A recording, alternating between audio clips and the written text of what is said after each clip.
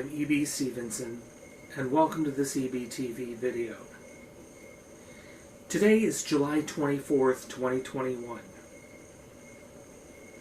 It marks 12 years since I signed off the broadcast airwaves for the final time. You were wondering why I would give up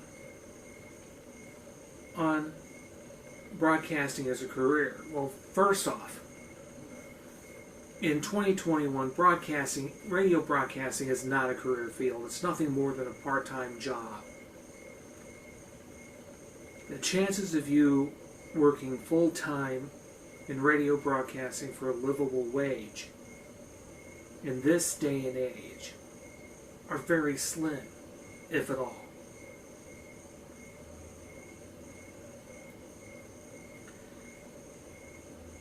I did not like the nomadic lifestyle that many broadcasters have embraced. I spent 4 years in a market larger than St. Louis, that being Atlanta, Georgia. I concentrated on finding full-time work, even without an associate's degree, in the small towns near Atlanta like Canton, Cumming, or Douglasville.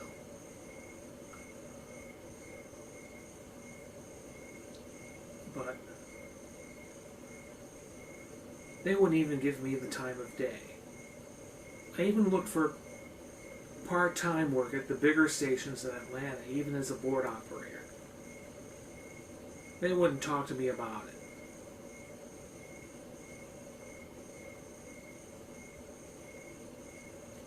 The only experience I could get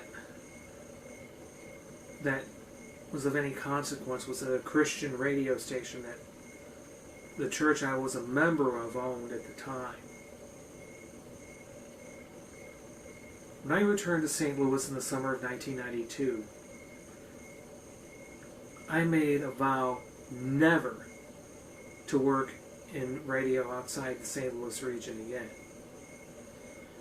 The last time I seriously looked for commercial work, there were certain people in the industry that suggested I move to Columbia, Jefferson City, or Peoria, but that was too far away from St. Louis.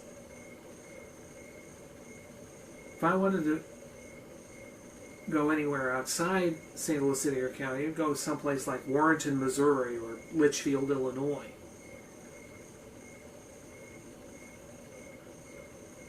My experience in Atlanta left me too scared to relocate. And there was another reason why I could not relocate. And that was because my family needed me to help take care of my mother. Between my gigs at WGNU and Fun Radio 95.5, my mother was diagnosed with primary lateral sclerosis, a slower progressing form of ALS, which is better known as Lou Gehrig's disease, and she's fought it for 18 and a half years. The last radio station I worked at, WSIE, which is now 88.7 The Sound, still with the same call letters, was very flexible in giving me time to work and go to class, and also help my dad take care of my mother. Most commercial stations won't let you do that. Commercial radio is a very anti-family business. They want to put selfishness first. They wouldn't even care about the kind of family you've got.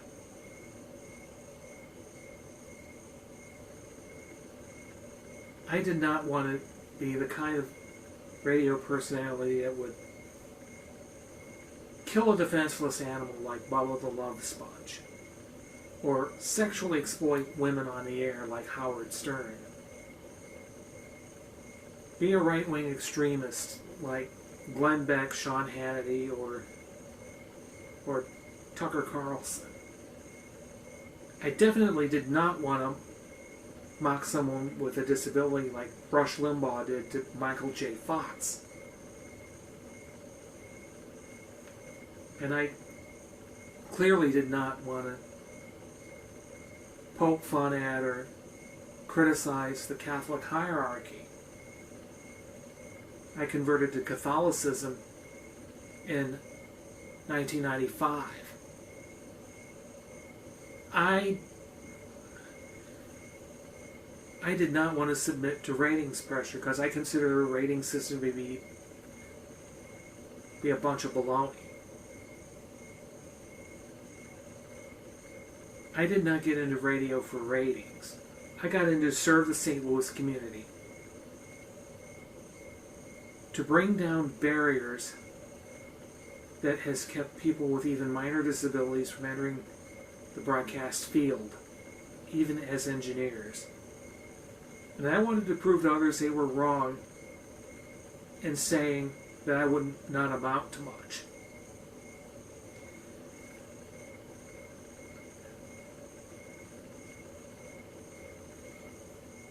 I did not like the attitudes that program directors and general managers took to the idea of employing my services for on-air employment. I clearly did not like not requiring a college degree for on-air work. I didn't like the policy of it's not what you know, it's who you know. I think it's an antiquated policy that should have been left in the 19th century.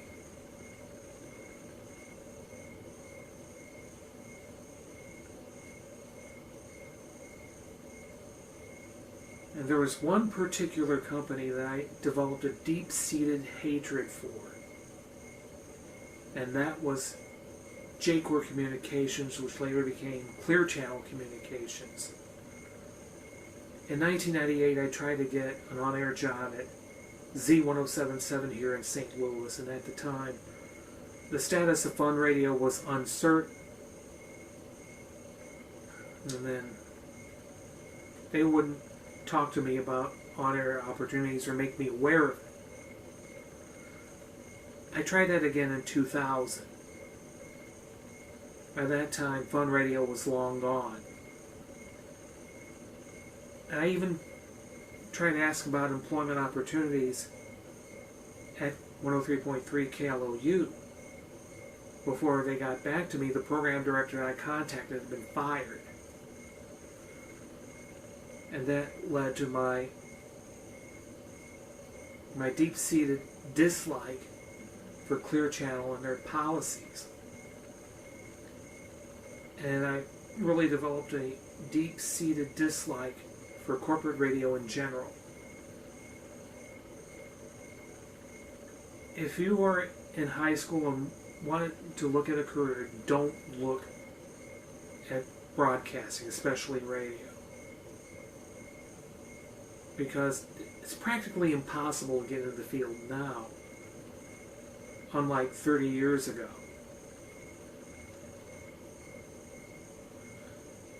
The chances of you getting a living wage in the radio business are very slim.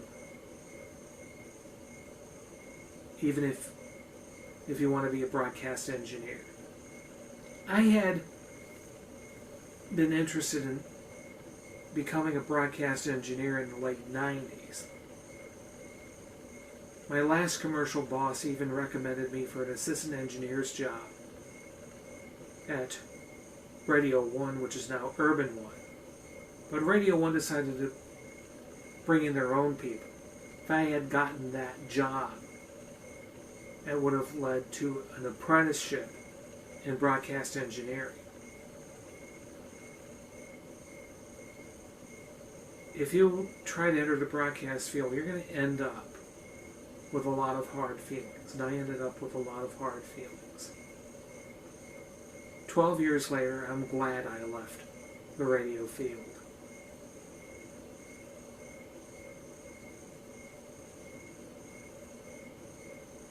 Radio needs to get rid of the rating system. They need to get rid of ableism. And they also need to get rid of the policy of it's not what you know, it's who you know. And the very thing that I completely blame the premature end of my career on is deregulation. Deregulation meant fewer owners, fewer opportunities, and increased discrimination in the workplace. This is E.B. Stevenson for EBTV. Thank you for watching.